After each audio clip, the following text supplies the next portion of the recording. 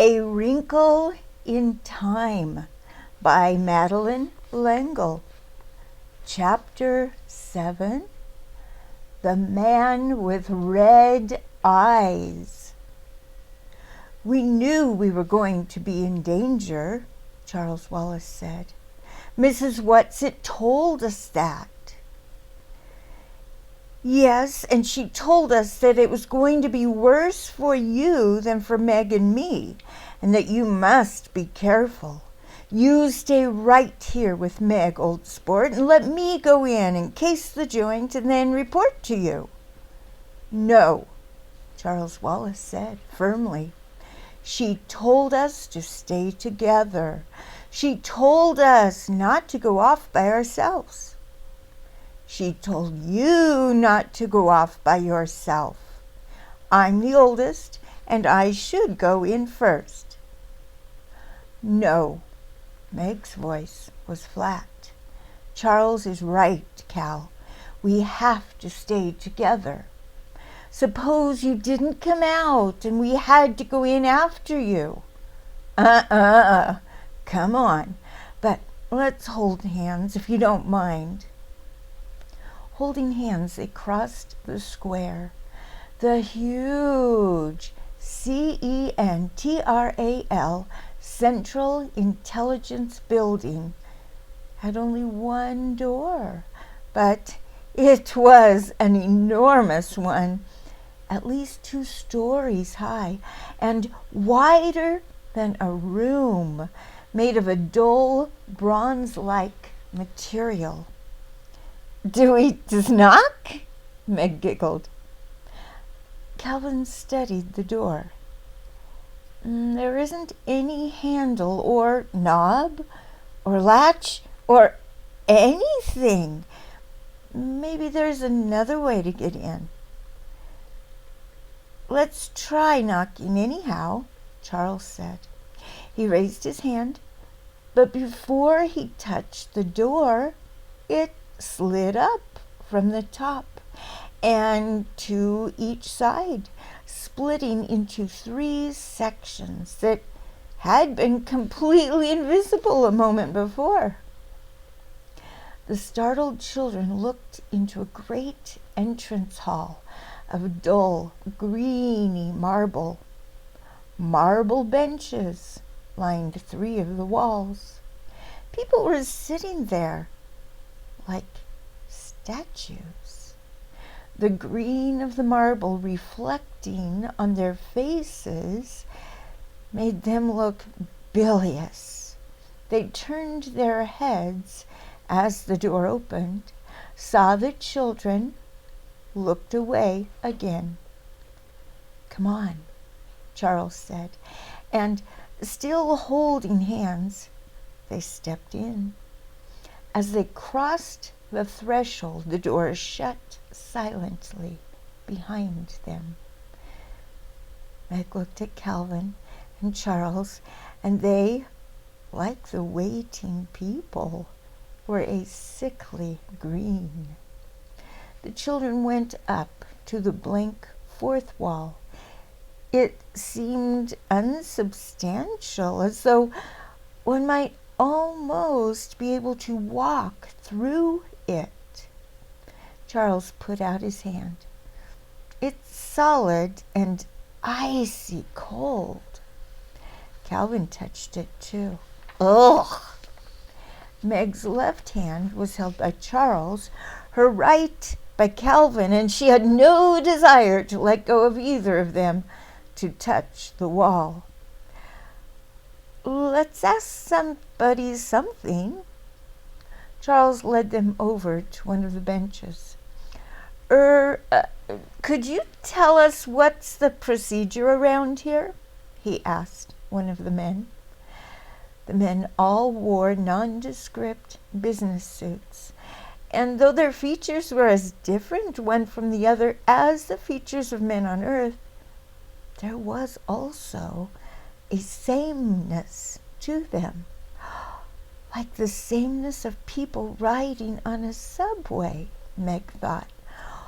Only on a subway, every once in a while there's somebody different, and here there isn't. The man looked at the children warily. The procedure for what? How do we see whoever's in authority? Charles asked. You present your papers to the A machine. You ought to know that, the man said severely. Where is the A machine? Calvin asked. The man pointed to the blank wall. But there isn't a door or anything, Calvin said. How do we get in? You put your S papers in the B slot, the man said. Why are you asking me these stupid questions? Do you think I don't know the answers? You'd better not play any games around here, or you'll have to go through the process machine again, and you don't want to do that. We're strangers here, Calvin said. That's why we don't know about things.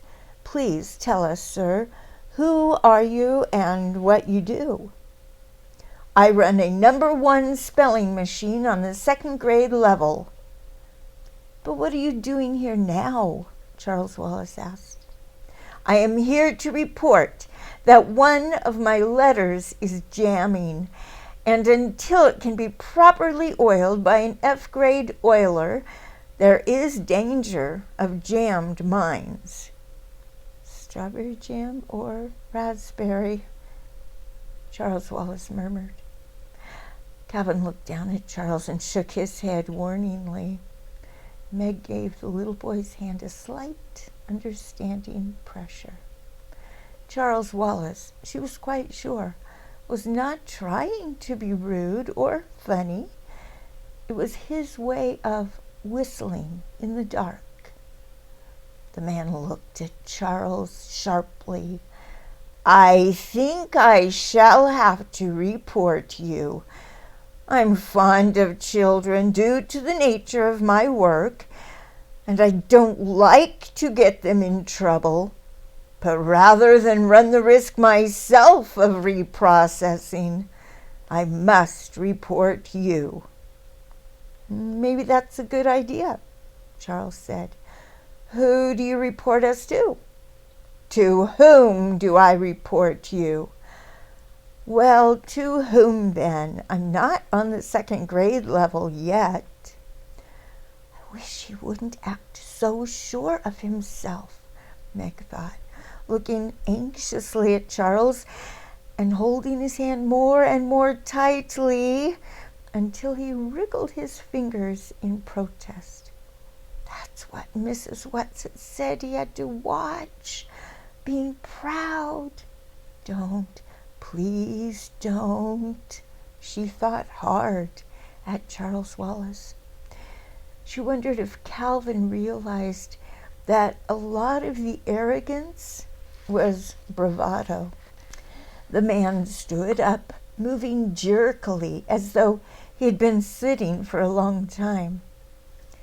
I hope he isn't too hard on you, he murmured as he led the children toward the empty 4th wall. But I've been reprocessed once, and that was more than enough, and I don't want to get sent to it. I've never been sent to it, and I can't risk having that happen. There was it again. What was this it? The man took from his pocket a folder filled with papers of every color. He shuffled through them carefully, finally withdrawing one. I've had several reports to make lately. I shall have to ask for a requisition for more A21 cards. He took the card and put it against the wall. It slid through the marble as though it were being sucked in and disappeared. You may be detained for a few days, the man said. But I'm sure they won't be too hard on you because of your youth. Just relax and don't fight, and it will all be much easier for you." He went back to his seat, leaving the children standing and staring at the blank wall. And suddenly, the wall was no longer there, and they were looking into an enormous room lined with machines. They were not unlike the great computing machines Meg had seen in her science books, and that she knew her father sometimes worked with. Some did not seem to be in use. In others, lights were flickering on and off. In one machine, a long tape was being eaten. In another, a series of dot dashes were being punched. Several white-robed attendants were moving about, tending the machines. If they saw the children, they gave no sign. Calvin muttered something. "What?" Meg asked him. "There is nothing to fear except fear itself," Calvin said. "I'm quoting, like Mrs. Who. Meg, I'm scared stiff." "So am I." Meg held his hand more tightly. "Come on." They stepped into the room with the machines. In spite of the enormous width of the room, it was even longer than it was wide. Perspective made the long rows of machines seem almost to melt. The children walked down the center of the room, keeping as far from the machines as possible. "Though I don't suppose they're radioactive or anything," Charles Wallace said. "Or that they're going to reach out and grab us and chew us up."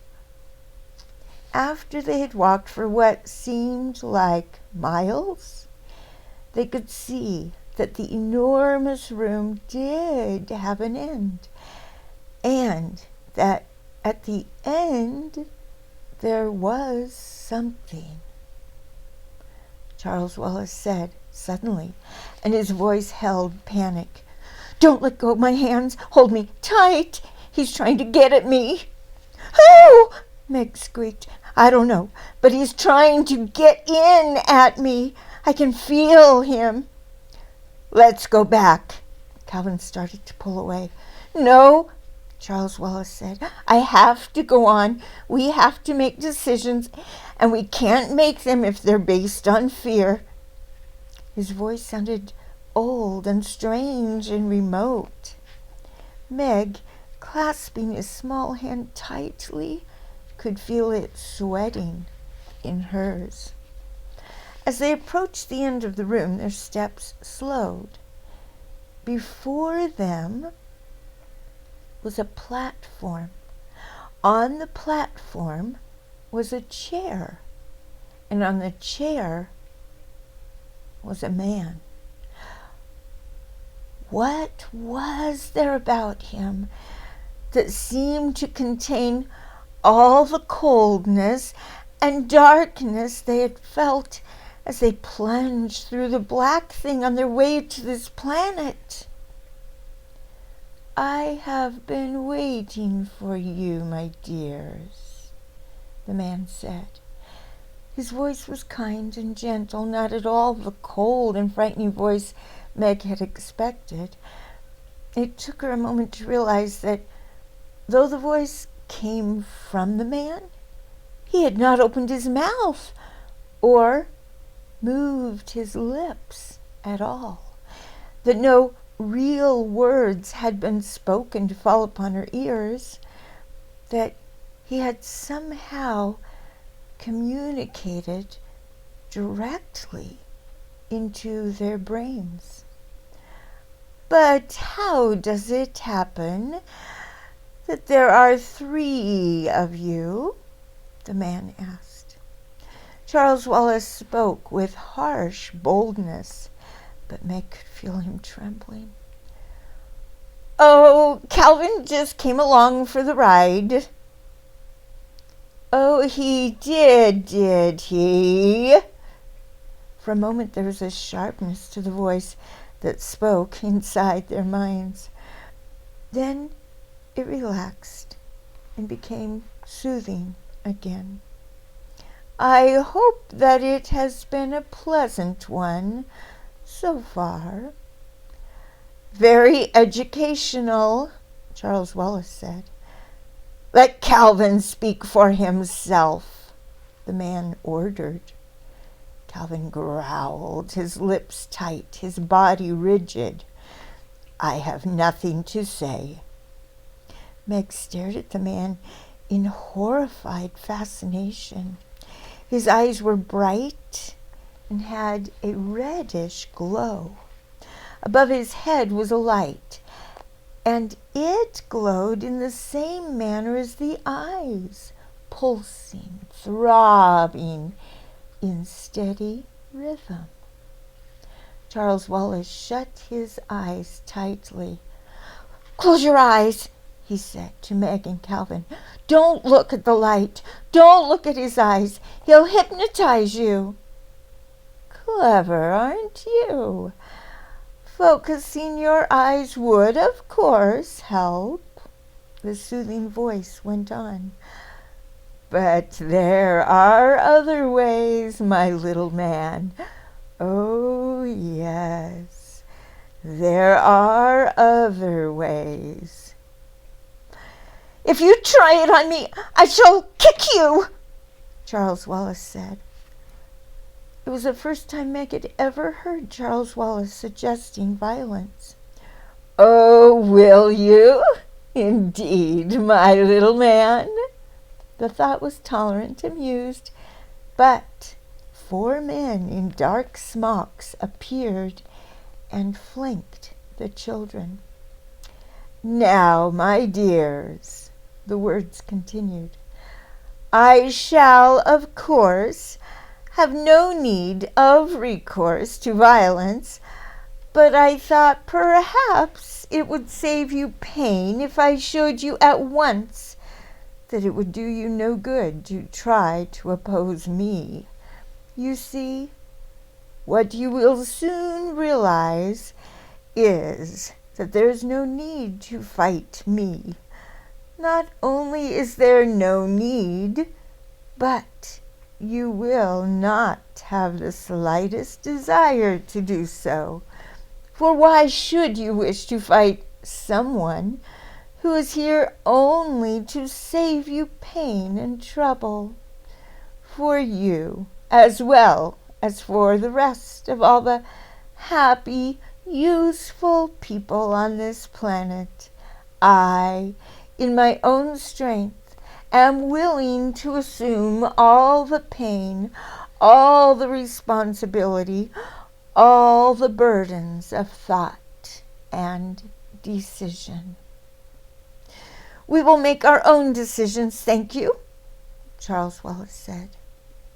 "But of course, and our decisions will be one, yours and mine. Don't you see how much better, how much easier for you that is? Let me show you. Let us say the multiplication table together." "No," Charles Wallace said. "Once 1 is 1.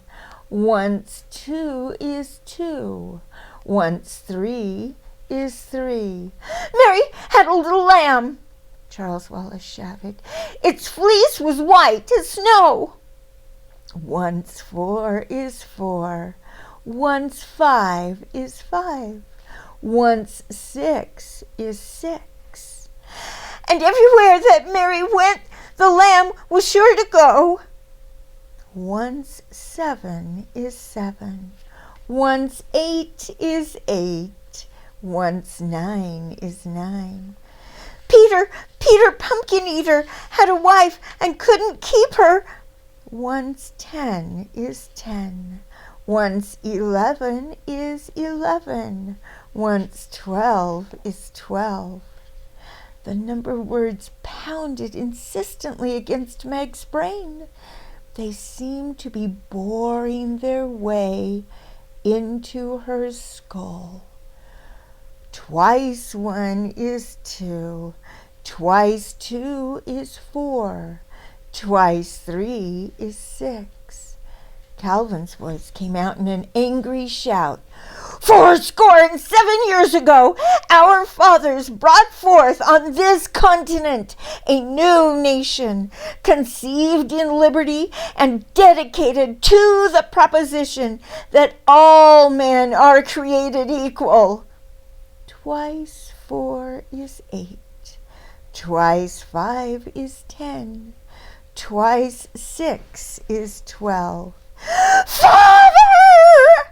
Meg screamed. Father! The scream, half involuntarily, jerked her mind out of darkness. The words of the multiplication table seemed to break up into laughter. Splendid, splendid. You have passed your preliminary tests with flying colors. You didn't think we were as easy as all that, falling for that old stuff, did you? Charles Wallace demanded. I hoped not. I most sincerely hoped not. But after all, you are very young and very impressionable. And the younger the better, my little man. The younger the better. Meg looked up at the fiery eyes, at the light pulsing above them, and then away. She tried looking at the mouth, at the thin, almost colorless lips. And this was more possible, even though she had to look obliquely, so that she was not sure exactly what the face really looked like, whether it was young or old, cruel or kind, human or alien. If you please, she said, trying to sound calm and brave, the only reason we are here is because we think our father is here. Can you tell us where to find him? Your father! There seemed to be a great chortling of delight. Yes, your father. It is not only can I, young lady, but will I. Will you then? That depends on a number of things. Why do you want your father? Didn't you ever have a father yourself? Meg demanded. You don't want him for a reason. You want him because he's your father. But he hasn't been acting very like a father lately, has he? Abandoning his wife and his 4 little children to go gallivanting off on wild adventures of his own. He was working for the government. He'd never have left us otherwise. And we want to see him, please, right now. My, but the little miss is impatient. Patience, patience, young lady. Meg did not tell the man on the chair that patience was not one of her virtues. And by the way, my children, he continued blandly, you don't need to vocalize verbally with me, you know. I can understand you quite as well as you can understand me. Charles Wallace put his hands on his hips defiantly. The spoken word is one of the triumphs of man, he proclaimed, and I intend to continue using it, particularly with people I don't trust. but his voice was shaking. Charles Wallace, who even as an infant had seldom cried, was near tears. "And you don't trust me? What reason have you given us to trust you?" "What cause have I given you for distrust?" The thin lips curled slightly. Suddenly, Charles Wallace darted forward and hit the man as hard as he could, which was fairly hard, as he had had a good deal of coaching from the twins. "Charles!" Meg screamed. The men in dark smocks moved smoothly but with swiftness to Charles. The man in the chair casually raised one finger, and the men dropped back. "Hold it," Calvin whispered, and together he and Meg darted forward and grabbed Charles Wallace, pulling him back from the platform. The man gave a wince, and the thought of his voice was a little breathless, as though Charles Wallace's punch had succeeded in winding him. "May I ask why you did that?" "Because you aren't you," Charles Wallace said. "I'm not sure what you are, but you," he pointed to the man on the chair, "aren't what's talking to us. I'm sorry if I hurt you. I didn't think you were real. I thought perhaps you were a robot because I don't feel anything coming directly from you. I'm not sure where it's coming from, but it's coming through you. It isn't you." "Pretty smart, aren't you?" the thought asked. And Meg had an uncomfortable feeling that she detected a snarl. "It's not that I'm smart," Charles Wallace said, and again Meg could feel the palm of his hand sweating inside hers. "Try to find out who I am, then," the thought probed. "I have been trying," Charles Wallace said, his voice high and troubled. "Look into my eyes. Look deep within them, and I will tell you." Charles Wallace looked quickly at Meg and Calvin, then said, as though to himself, "I have to," and focused his clear blue eyes on the red ones of the man in the chair. Meg looked not at the man, but at her brother. After a moment it seemed that his eyes were no longer focusing. The pupils grew smaller and smaller, as though he were looking into an intensely bright light, until they seemed to close entirely, until his eyes were nothing but an opaque blue. He slipped his hands out of Meg's and Calvin's and started walking slowly toward the man on the chair. "No!" Meg screamed. "No!"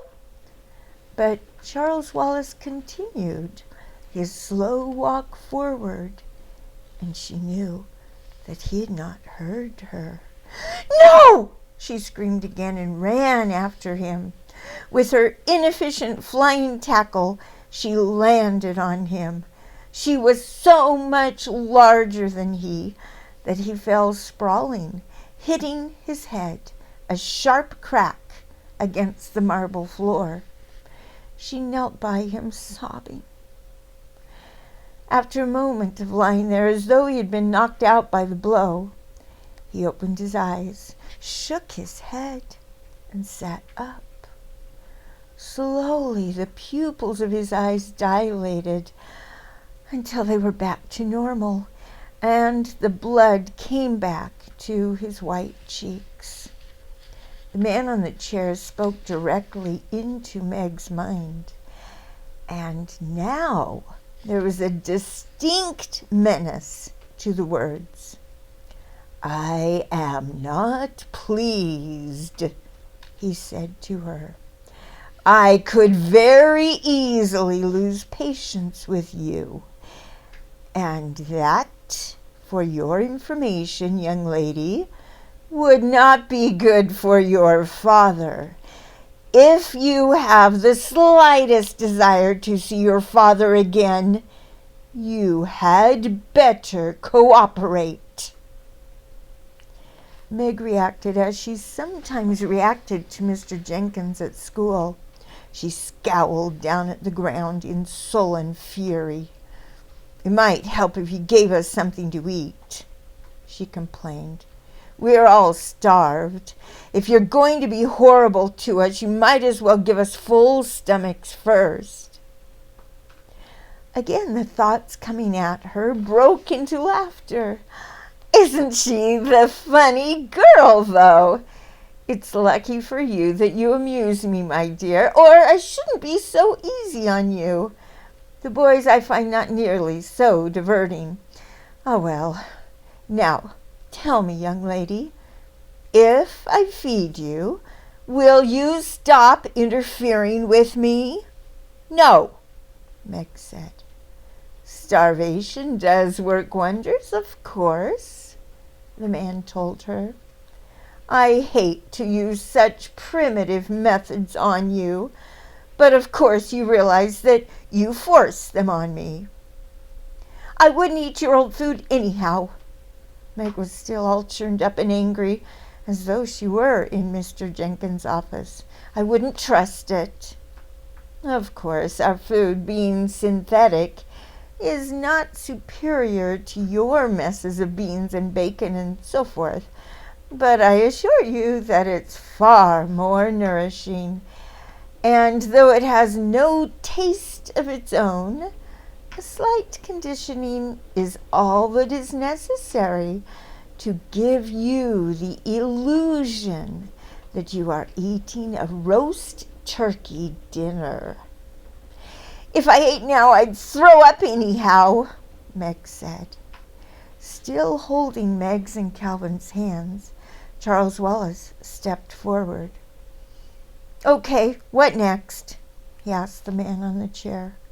We've had enough of these preliminaries. Let's get on with it.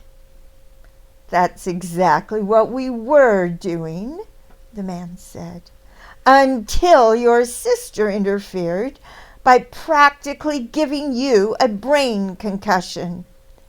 Shall we try again? No, Meg cried. No, Charles, please.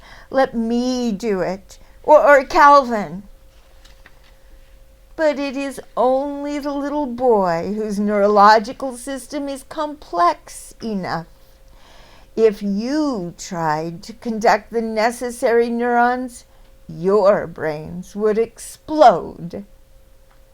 And Charles's wouldn't? I think not. But there's a possibility? There's always a possibility. Then he mustn't do it. I think you will have to grant him the right to make his own decisions. But Meg, with the dogged tenacity that had so often caused her trouble, continued. You mean Calvin and I can't know who you really are? Oh, no, I didn't say that. You can't know it in the same way, nor is it as important to me to have you know. Ah, here we are. From somewhere in the shadows appeared 4 more men in dark smocks, carrying a table. It was covered with a white cloth, like the tables used by room service in hotels, and held a metal hot box containing something that smelled delicious, something that smelled like a turkey dinner. There's something phony in the whole setup, Meg thought. There is definitely something rotten in the state of Camazotz. Again the thought seemed to break into laughter. Of course, it doesn't really smell, but isn't it as good as though it really did? I don't smell anything, Charles Wallace said. I know, young man, and think how much you're missing. This will all taste to you as though you were eating sand, but I suggest that you force it down. I would rather not have your decisions come from the weakness of an empty stomach. The table was set up in front of them, and the dark-smocked men heaped their plates with turkey and dressing and mashed potatoes and gravy and little green peas with big yellow blobs of butter melting in them, and cranberries and sweet potatoes topped with gooey browned marshmallows, and olives and celery and rosebud radishes, and Meg felt her stomach rumbling loudly. The saliva came to her mouth. Oh, Jiminy, Calvin mumbled. Chairs appeared, and the four men who had provided the feast slid back into the shadows. Charles Wallace freed his hands from Meg and Calvin and plunked himself down on one of the chairs. Come on, he said. If it's poisoned, it's poisoned, but I don't think it is. Calvin sat down. Meg continued to stand indecisively. Calvin took a bite. He chewed. He swallowed. He looked at Meg. If this isn't real, it's the best imitation you'll ever get. Charles Wallace took a bite, made a face, and spit out his mouthful. It's unfair, he shouted at the man. Laughter again. Go on, little fellow, eat. Meg sighed and sat. I don't think we should eat this stuff, but if you're going to, I'd better too.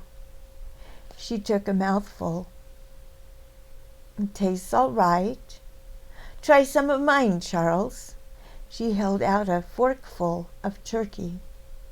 Charles Wallace took it, made another face, but managed to swallow. Still tastes like sand, he said. He looked at the man. Why? You know perfectly well why. You've shut your mind entirely to me. The other two can't. I get in through the chinks, not all the way in, but enough to give them a turkey dinner. You see, I'm really just a kind, jolly old gentleman. Ha! Charles Wallace said. The man lifted his lips into a smile, and his smile was the most horrible thing Meg had ever seen. Why don't you trust me, Charles? Why don't you trust me enough to come in and find out what I am? I am peace and utter rest. I am freedom from all responsibility. To come in to me is the last difficult decision you need to ever make. If I come in, can I get out again? Charles Wallace asked. But of course, if you want to. But I don't think you will want to. If I come, not to stay, you understand, just to find out about you, will you tell us where Father is? Yes, that is a promise, and I don't make promises lightly.